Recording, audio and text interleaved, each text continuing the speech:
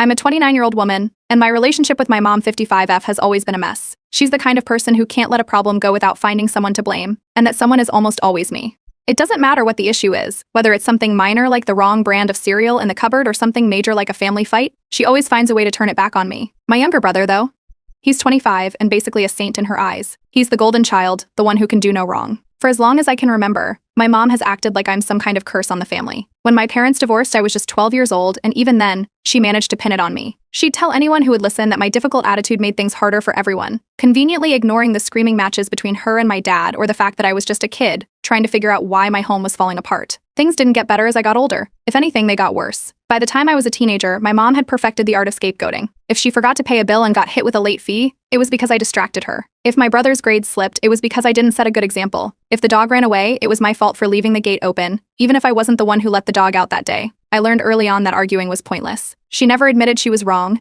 and fighting back just made her angrier. Recently, things reached a boiling point. Christmas was always a stressful time in our family, but this year was especially bad. I'd been saving up to get gifts for everyone, but money was tight. I could only afford something small for my brother, nothing extravagant, just a practical gift I knew he'd use. My mom, however, had other ideas. She'd already bragged to the whole family about the amazing gift I'd supposedly bought him. When I explained that I couldn't afford something expensive, she flipped out. Apparently, I was ruining Christmas and letting everyone down. That night, I started thinking about all the times she'd pulled this kind of stunt. Every single family problem, no matter how unrelated to me, somehow became my fault. The missed bills, the arguments, even random things like my aunt not coming to a party, it was always on me. I realized that this wasn't just about Christmas or a bad day. This was a pattern, and it had been going on for years. I wasn't just her scapegoat, I was her punching bag. The breaking point came a week later. My brother had been interviewing for a new job, and when he didn't get it, my mom immediately decided I was the reason. According to her, I distracted him by asking too many questions about the interview process. Never mind that he'd asked for my advice or that I had absolutely nothing to do with the outcome. It was easier for her to blame me than to accept that maybe the job just wasn't a good fit. At first, I wanted to confront her. I wanted to lay everything out and make her see how unfair she was being. But then I realized something. Arguing wouldn't change anything. She wasn't going to suddenly admit she was wrong. Instead, I decided to take a different approach. I started keeping track of everything.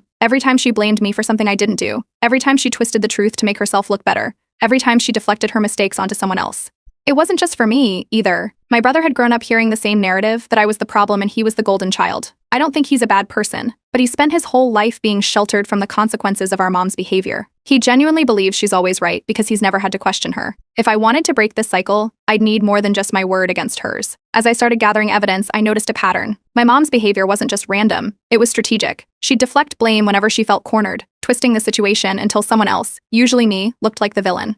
And the rest of the family? They went along with it. My dad, my cousins, even my aunts and uncles, they all stayed silent, either because they didn't want to cause conflict or because they'd been manipulated into thinking she was right. I wasn't sure how far I'd take this plan, but one thing was clear, I wasn't going to sit back and let her keep using me as her scapegoat. Whether it was a family gathering, a holiday, or just another random day, I was ready to start pushing back. Quietly, carefully, and with a plan. The next time she tried to throw me under the bus, I'd be ready. This time, the truth would be on my side. Update 1.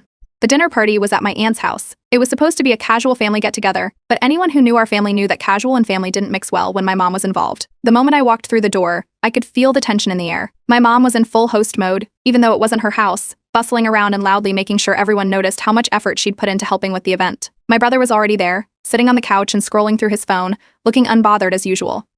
I hadn't even made it to the kitchen when my mom loudly mentioned, almost as if on cue, how disappointing it was that her sister, my aunt, had decided not to come. Her voice carried through the room, clearly meant for everyone to hear. Then came the twist. She pointed out that it was probably because of an argument I'd had with my aunt years ago. I froze. It wasn't just the audacity of blaming me for my aunt's absence, it was the fact that the argument she mentioned hadn't even been a big deal. My aunt and I had disagreed on something trivial at a family BBQ 3 years ago, but we'd laughed it off the next day. If anything, my mom had been the one constantly stirring the pot, bringing it up whenever she wanted to criticize me. I took a deep breath and walked into the kitchen, where a small crowd of family members had already gathered, including my brother. My mom, clearly waiting for her moment, zeroed in on me and repeated her theory, this time directly to my face. She made it sound like I'd personally offended my aunt so deeply that she'd decided to skip the party altogether. I kept my tone even and simply said that I didn't think my argument with my aunt had anything to do with her decision not to come. I pointed out that my aunt had actually RSVP'd, yes, but had mentioned to me earlier in the week that she wasn't feeling well.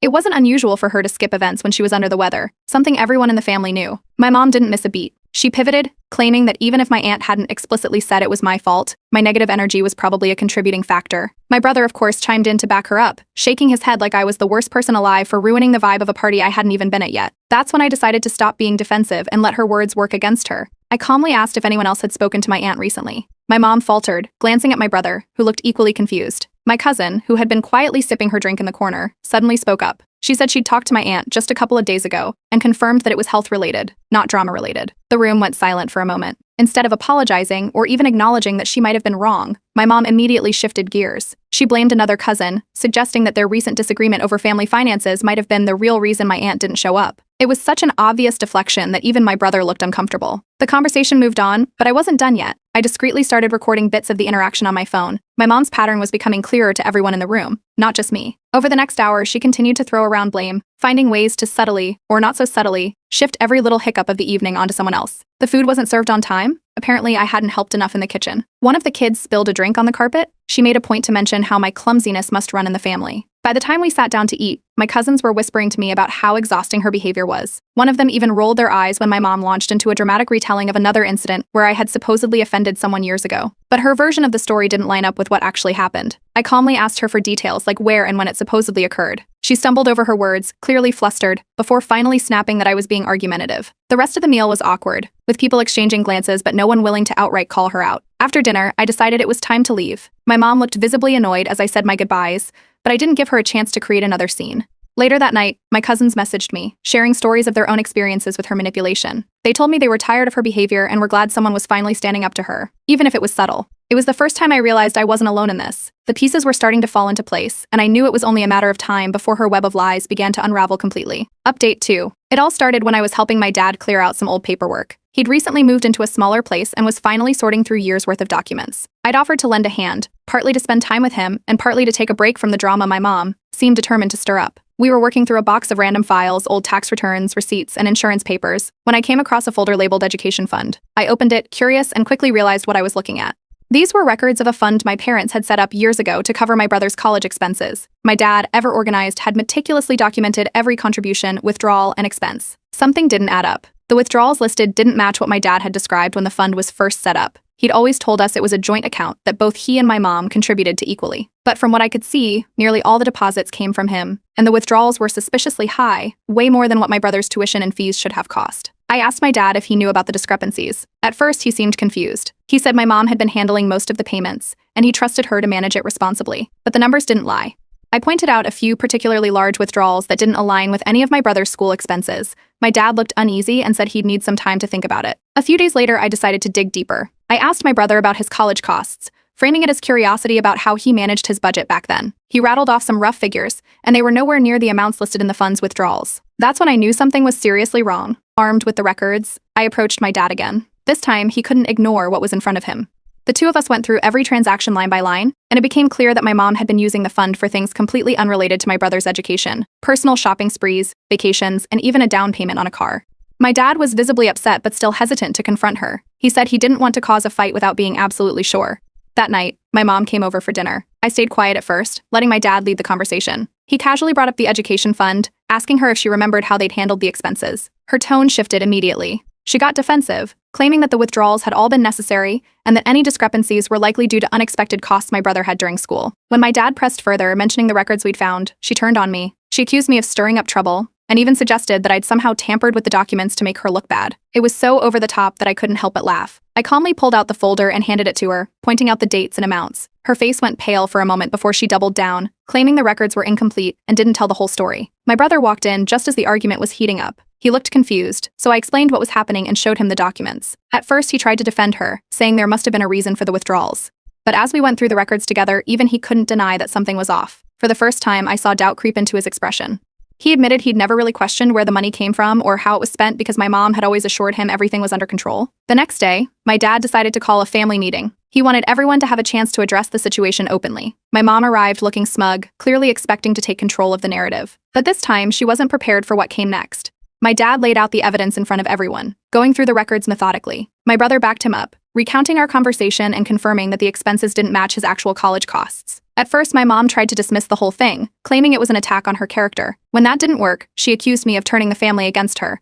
But the more she talked, the more obvious it became that she was deflecting. My aunt, who had been skeptical of her for years, finally spoke up. She admitted she'd seen similar behavior from my mom in the past, particularly when it came to finances. By the end of the meeting, my mom was cornered. She stormed out, but the damage was done. my cousins reached out later, offering to share their own stories of financial irregularities involving her. It was like a floodgate had opened. And that night, I started putting together a comprehensive timeline of events. With the support of my dad, brother, and cousins, I knew I had everything I needed to expose the full extent of her lies. The next step was clear: a public confrontation where the entire family could see the truth. This wasn't just about the money anymore, it was about breaking the cycle of manipulation once and for all. Update 3. It took about 2 weeks to organize the family meeting. My dad, brother, and a couple of my cousins were all on board, which made it easier to get everyone together. The tension leading up to it was thick. My mom had started calling around, asking relatives if they'd noticed me acting out recently. She framed it as concern, but everyone knew she was fishing for allies. The meeting was set for a Saturday afternoon at my dad's place. The turnout was better than I expected. My dad, brother, aunts, uncles, and most of my cousins were there. Even a couple of extended family members who usually stayed out of drama showed up, curious about what was going on. My mom arrived last, carrying an air of confidence like she was about to squash a petty misunderstanding. Once everyone settled, I connected my laptop to the TV. My dad gave a brief introduction, explaining why we'd called the meeting and emphasizing that this was about clearing the air, not pointing fingers. That's when I started the slideshow. The first slide was simple: a timeline of key events involving the education fund. I walked everyone through the deposits my dad had made, the withdrawals my mom had handled, and the discrepancies we'd uncovered. I included screenshots of the account statements and matched them with receipts for non-education related expenses, like a luxury handbag and an all-inclusive vacation package she'd taken without telling anyone. The room was dead silent, except for the occasional sharp intake of breath. When I finished that section, I moved on to a broader pattern of behavior. This part was trickier, because it involved calling out her manipulation without making it seem like I was piling on. I included examples of her deflecting blame over the years, like the time she convinced everyone that I'd ruined Christmas by not buying my brother an expensive gift, or when she claimed I was the reason my aunt skipped a family dinner. My cousins chimed in here, sharing their own stories of being blamed for things they had nothing to do with. Each story seemed to validate the last, creating a snowball effect. About halfway through, my mom's confidence cracked. She interrupted, claiming I was twisting the facts and dragging her through the mud for no reason. But her outburst didn't land the way she'd hoped. Instead of rallying to her side, the family pushed back. My dad asked her point blank to explain the education fund discrepancies. When she couldn't, my brother stepped in, visibly angry for the first time. He apologized to me in front of everyone, admitting he'd been blind to her behavior for years, and that he now understood how manipulative she'd been. The room shifted. For the first time in my life, I felt like the family saw her for who she really was. My aunt, who'd been quiet up to that point, spoke up, recounting how my mom had once borrowed money from her under false pretenses and never paid it back. Another cousin shared how my mom had tried to pit her against her siblings by spreading lies. One by one, people started connecting the dots, realizing how many of their own experiences fit the same pattern. My mom's frustration boiled over. She stood up, accusing me of orchestrating the entire meeting to humiliate her and tear the family apart. She tried to storm out dramatically, but my dad calmly told her she wasn't leaving until we finished. She sat back down, clearly seething. The final slide was a list of proposed boundaries. I kept it simple: more transparency with shared family finances, clear communication, and accountability. My dad announced that he'd be taking legal steps to recover the misused funds and prevent further financial mishandling. My mom looked furious but didn't say a word. When the meeting ended, my mom left without saying goodbye to anyone. As soon as she was gone, my cousins and aunts gathered around me, thanking me for having the courage to stand up to her. They admitted they'd been scared to speak out before, afraid of her retaliation. My brother pulled me aside and apologized again, this time promising to be a better sibling and start rebuilding our relationship. He seemed genuine, and for the first time in a long while, I believed him. Over the next few days, I started receiving messages from extended family members who'd heard about the meeting. Some expressed shock, others shared their own stories of being manipulated by my mom. The support was overwhelming, and it felt like a weight had been lifted off my shoulders. But my mom, of course, wasn't done. She started spreading rumors about me, claiming I'd fabricated the entire presentation out of spite. But the family wasn't buying it. My dad reassured everyone that the evidence was solid, and my brother even posted a public apology on social media, taking responsibility for enabling her behavior in the past and thanking me for exposing the truth. Meanwhile, my dad began consulting with a lawyer to explore options for recovering the money she'd taken from the education fund. It wasn't about the amount as much as it was about holding her accountable.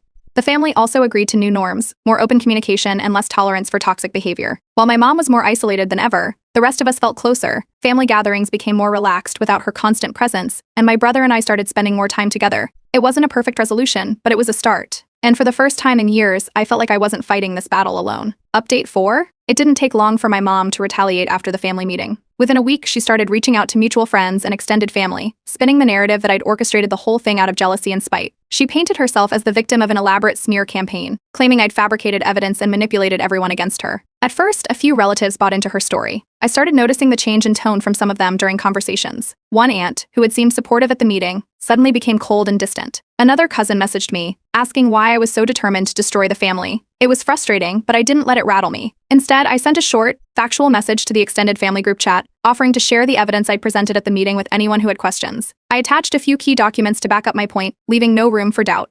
That approach worked better than I expected. Over the next few days, several relatives reached out privately to apologize for jumping to conclusions. They said they could see through my mom's attempts to discredit me and appreciated my transparency. Some even shared their own stories of being manipulated by her in the past, adding more weight to the pattern of behavior we'd exposed. Meanwhile, my mom turned her attention toward my brother. She started calling and texting him constantly, accusing him of betrayal for siding with me during the meeting. At first, he tried to keep the peace, but her attacks became relentless. Eventually, he stood his ground, telling her that her lies and manipulations had caused harm to the entire family and that she needed to take responsibility for her actions. From what he later told me, it was the first time he'd ever directly challenged her. Around this time, the floodgates really opened. More extended family members started sharing their experiences with my mom. Stories of financial manipulation, guilt tripping, and outright lies began pouring in. One uncle revealed that she'd borrowed money from him years ago, claiming it was to help my dad, only to later find out she'd used it for a personal shopping spree. Another cousin recalled how she'd nearly caused a rift in their family by spreading false rumors about a sibling dispute. While all of this was unfolding, my dad continued pushing for accountability regarding the education fund. He confronted my mom directly about the misused money, giving her an ultimatum: cooperate and return what she could, or face legal action. She responded by threatening to sue me for defamation, claiming that the presentation I'd given at the family meeting was filled with lies. Her threat didn't faze me. I consulted with a lawyer, who reviewed the evidence I'd compiled and assured me that her case wouldn't hold up in court. The lawyer even suggested that if she pursued it, we could countersue for damages, given the overwhelming proof of her financial mismanagement. When word of her legal threats reached the family, it backfired spectacularly. Relatives who had been on the fence about the situation began cutting ties with her, tired of her escalating drama. Despite the mounting backlash, my mom made a brief attempt to reconcile. She showed up unannounced at my dad's house one afternoon, offering a lukewarm apology and claiming she wanted to move past the drama. It was obvious she wasn't truly sorry, she just wanted to regain control of the narrative. My dad refused to entertain her demands, reminding her that accountability was non-negotiable. She left in a huff, muttering about how ungrateful we all were. On the brighter side, the fallout brought the rest of the family closer together. My dad, brother, and cousins formed a tight-knit support network, vowing to hold my mom accountable and ensure she couldn't manipulate anyone else. My brother, in particular, made a visible effort to mend our relationship. He started reaching out more often, inviting me to family gatherings, and even publicly acknowledged his role in enabling our mom's behavior. He posted a heartfelt message on social media, apologizing for not seeing the truth sooner and thanking me for standing up for the family.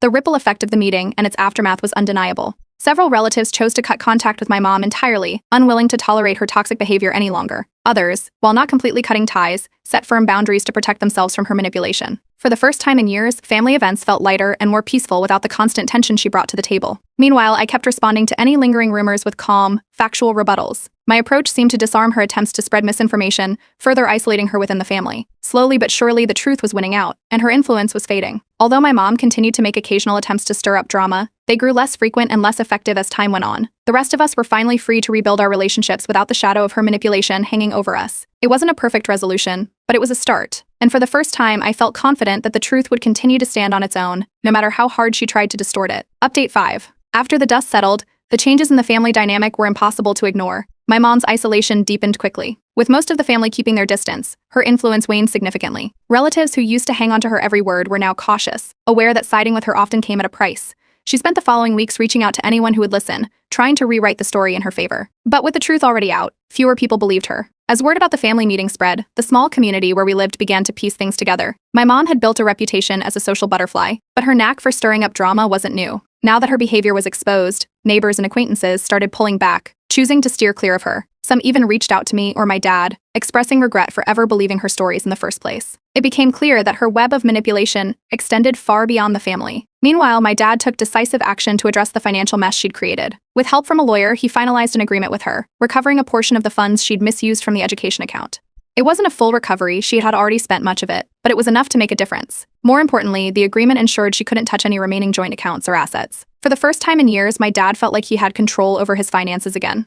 The most unexpected change, though, came from my brother. For so long, he'd been caught in my mom's narrative, playing the role of the golden child. But after everything came to light, he made a genuine effort to reconnect with me. He started small, suggesting we grab coffee or go for a walk. Soon, he was initiating family get-togethers without our mom, something he'd never done before. He even invited me to his apartment for a game night, something that felt almost surreal after years of tension. Around this time, my mom made one last-ditch effort to regain control. She sent me a long, rambling email, accusing me of destroying the family and painting herself as the victim. It was full of the usual guilt trips and deflections, but it didn't hit the way it used to.